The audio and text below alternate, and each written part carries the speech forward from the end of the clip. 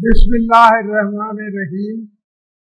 Chairman Senate Sayyid Yusuf Azhar Gilani, Speaker of the National Assembly Sadar Asif Sadiq, Prime Minister Muhammad Shahbaz Sharif, Honorable Members of the Parliament, distinguished guests, ladies and gentlemen, Assalamu Alaikum. It is my singular privilege as your twice elected President to address the August House for the 9th time at the beginning of a new parliamentary year. Each such address is a reminder of continuity of our democratic system and of the responsibility we carry as representatives of people of Pakistan.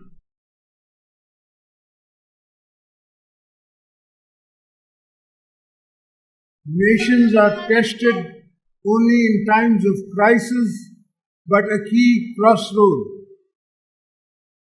The past year has reminded us that the strength of our republic lies in its constitution, in the resilience of our people, the responsibilities of parliament and government, and courage of our armed forces. As we begin a new parliamentary year, we must build upon the resilience, safeguarding sovereignty, strengthening constitutional governance, and advancing economic transformation so that the stability of because growth and generate prosperity, progress, and peace for every citizen. As we gather here today, we stand on the foundation laid by those who shaped our national journey. Quaid-e-Azam Muhammad Ali Jinnah envisioned a democratic state rooted in the constitutionalism and rule of law. Shaykh Zulfikar Ali Bhutto gave this nation in its unanimous constitution. Shaykh Mohammad Benazir Bhutto strengthened democracy process through sacrifices and exemplary leadership.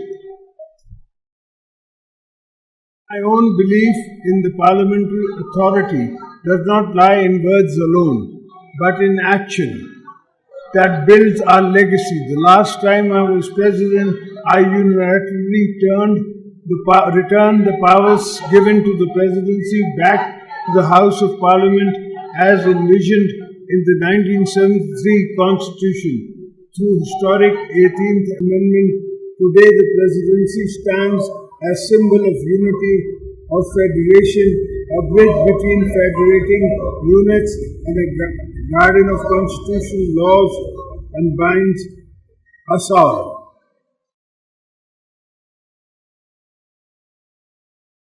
Honorable members, the past 10 months tested our nation in profound and complex ways. When our sovereignty was challenged on either front, Pakistan responded with strategic restraint and firm resolve.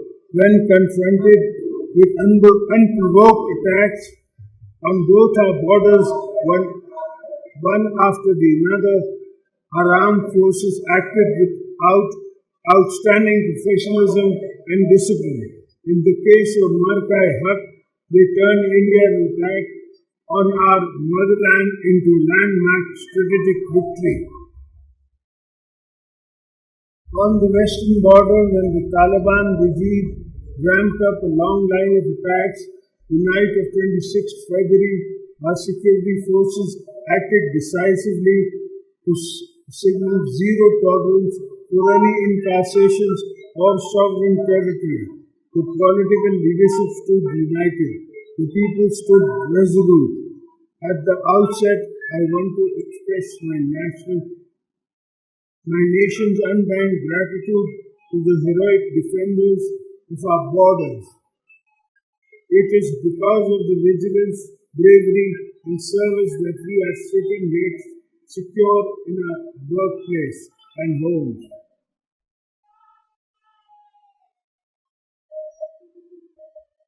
In both successive military encounters, whether short or long, the sacrifices of our army, our forces, navy, railways, frontier corps, police services and intelligence agencies will never be reduced to numbers. We only see their action on the media with pride. We don't really see the blood and sweat and tears that go into their training and hardship and service. Each operation reflects planning, discipline and restraint. Each martyr represents a family that has gone ultimate service for Pakistan's stability. When I visit the families, I feel the same pain that I felt when I lost my wife, Shaheed Mohtamma Banerjee, who was martyred by terrorists in the prime of her life. I therefore remind you all that as state we must continue to support these families with dignity and honor. 2025 marked a turning point for Pakistan, defined by the resounding military victories in Marka-e-Haq, which decisively repelled external aggression and shattered the myth of regional conventional superiority.